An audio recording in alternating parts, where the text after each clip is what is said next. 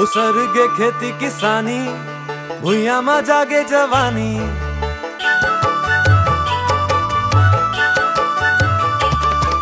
उसरगे खेती किसानी, भुइयां मा जागे जवानी। घर घर गुर के चीला, संग मनरियर पानी। केरू लिखा गे भित्ती माँ, आज सब घर द्वार। आगे आगे हरेली तिहार, छागे छागे हरेली तिहार। आगे आगे हरेली तिहार, छागे छागे हरेली तिहार।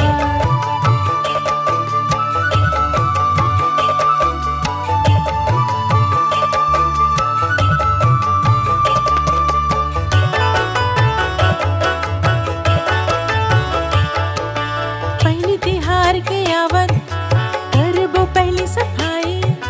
नांगर गए तीरा पाकुदारी ला धोबोगा मिल के भाई।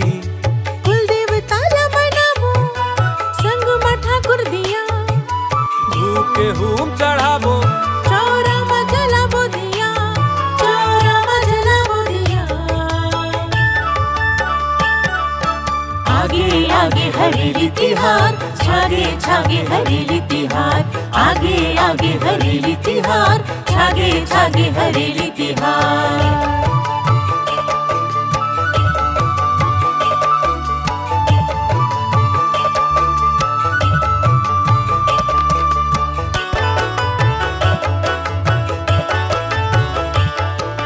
तीज तिहार ला हमर मिलत हवे मान।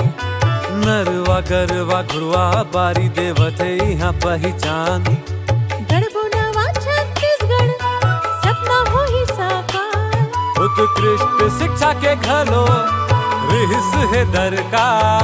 हाँ रिहिस है दरकार। आगे आगे हरेली तिहार, छागे छागे हरेली तिहार।